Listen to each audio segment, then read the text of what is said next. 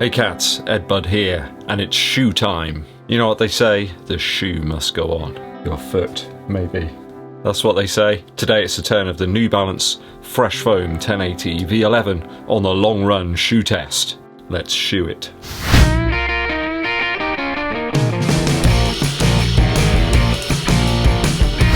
Okay cats, time to get a longer run into this nicely cushioned Fresh Foam contender. How did it fare? Let's find out. Before we get into the main part of the video guys, it really does help the channel out if you'd subscribe and also click the bell below for notifications of when we launch the new videos. And you can help push us out to some more YouTube viewers if you give this video a thumbs up like and also share it with your running buddies.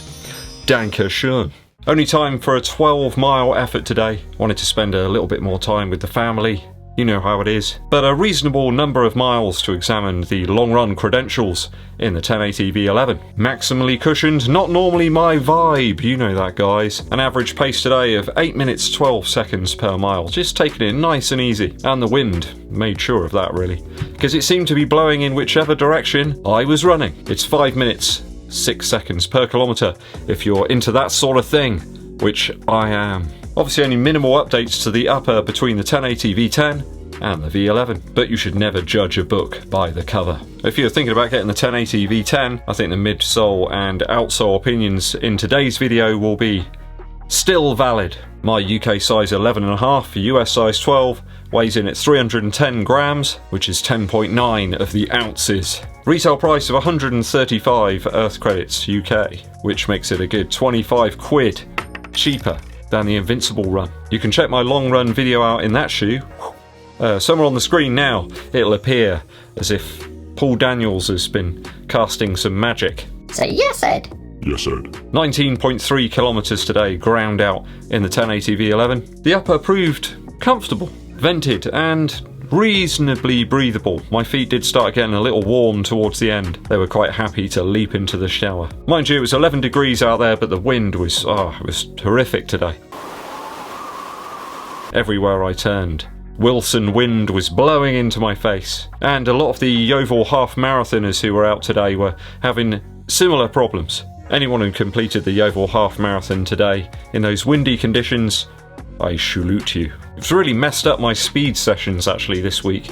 The wind, it just always seems to appear out of nowhere, and yeah, it's difficult to maintain any reasonable speeds. I think it's a big improvement in the upper of the V11 over the V10. Certainly a little bit more breathable than the previous iteration of the shoe. No messing around with the laces here. They simplified the eyelet chain and it's a good thing. Just a little bit of fiddling in the heel collar. I think they've lowered it a little bit. I didn't really notice it at all today on the long run. Laces are that stretchy variety, but they didn't cause me any issues. The lacing was consistent over the course of all of the miles. I didn't find it too hard to dial in a reasonably good lockdown in the shoe today. I guess with this shoe you've got a little more upper that's probably going to soak up moisture, but there was none of that around today. Dry as a bone out there. No real issues to report in the upper here on today's run. A really comfortable iteration and no rubbing, no abrasions, and no hot spots. So Michael Barrymore would really like this one. What's a hot spot not?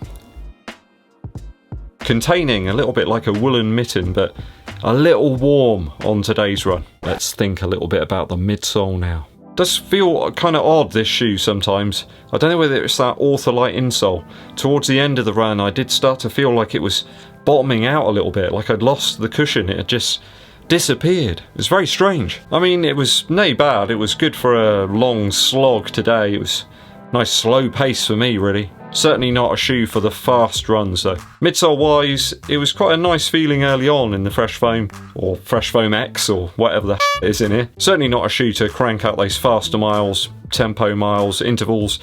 I've got lots of other shoes that are far better spec for that. Comfort and cushion here, but in a more conservative sort of fashion. It's certainly more conservative than the copious cloud of Zoom X in the Invincible run, where the upper of that shoe actually left my foot quite blistered and in a bit of pain actually, in fairness. The 1080 left my foot feeling absolutely fine.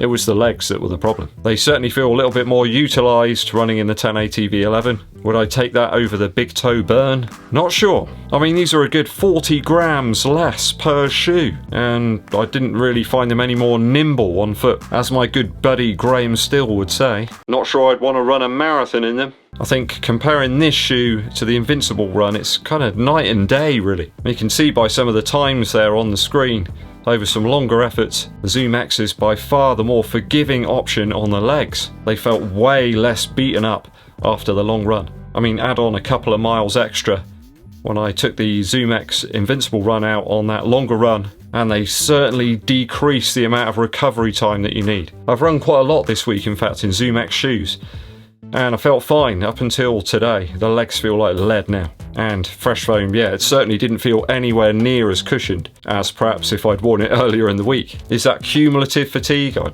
don't know. It just felt quite dead towards the end. But I think as a daily offering, perhaps up to about 10 miles or 16 kilometers for me, I think that's probably the sweet spot. I feel like there's almost too much firm sort of cushion there for me in the 1080 V11 to go any further than that. Last week running in that Under Armour shoe, the Flow Velocity Wind, I felt superb after that. A much lower stack shoe with a firmer midsole. You can read into that what you will. I'm not seeing too much wear in the V11 at 60 miles. Outsole rubbers holding up okay, with only a little sign of the patterned parts rubbing off of the lugs. That exposed midsole foam starting to break down a little bit as it did on the V10, but grip and traction were good today on the grass, road and concrete. Very similar views to the V10 really. Lots of denser rubber on here that will hold up well over time. I think that the foam in the midsole will start to degrade way before the outsole rubber fails. Ultimately a shoe that sort of worked for the long run today, but it leaves me feeling a little bit unsatisfied. I think there is a better midsole out there for the long run, but sadly it's on that shoe. I think if I could transplant the upper from the 1080 V11 onto the midsole and outsole of the Invincible run, that'll be some shoe. Gold, in fact. In fact, I think I'll put pretty much any upper onto the Invincible run in place of what's already there. Perhaps one from the Air Max 3 or the Air Max 90. In fact, I think I'd even prefer the upper from the Tailwind on top of the midsole there. So going back to the V11 today, a functional outing, but one that left me feeling a little bit underwhelmed. How have you found the 1080 V11 over the long run distance? What's your preferred long run shoe? Let me know down in the comments. Musical interlude time. I know there's quite a few fans of the Eels who tune into the channel, so this one's for you. Back in 2007, on release, I picked up the fantastic Useless Trinkets, B-Sides and Rarities album from Eels. There's some fantastic tunes on here and some really weird stuff, but I'll give you just a couple of my favourites from here so you can check it out for yourself. The BBC version of Hospital Food is particularly good. It's just drums, a stand-up bass and some bongos as well. It's a really awesome version. I've no idea what the track's about. Some of Eel's material, you can't quite put your finger on it, but this one's really worth listening to. It sounds like there's a whole group of people there listening in while they're recording the track, and yeah, it's very odd but strangely alluring. You'll probably all know the Eels track Novocaine for the Soul. Well, there's an amazing remix on this album. It's called the Moog Cookbook Remix, and there's vocoder vocals and sort of old school drum machines and Moog on there as well, synths. A fantastic alternative version of that Eels famous track. There's loads of other weird stuff to explore on this one, so I'll let you do that from the safety of your own homes. Go and check this one out from Eels, Useless Trinkets and B-Sides. Okay, it's time for me to rock and roll out of here. Thanks for staying with me to the very end of the video, guys. I do appreciate it. If you're wondering, I haven't forgot about the Mach 4 from Hoka. It's here, it's ready. I will be testing it out tomorrow. Seems a lot lighter than when I first picked it up out of the box. Maybe it's because I've been running in the 1080 V11 today. We'll see how it shapes up very soon. If you haven't done so already, make sure you hit that subscribe button and click the bell below for notifications of when we launch those new videos. And it really does help the channel out if you give this video a thumbs up, like, and share it with your running buddies. My name's EDDBUD, and I'll be seeing you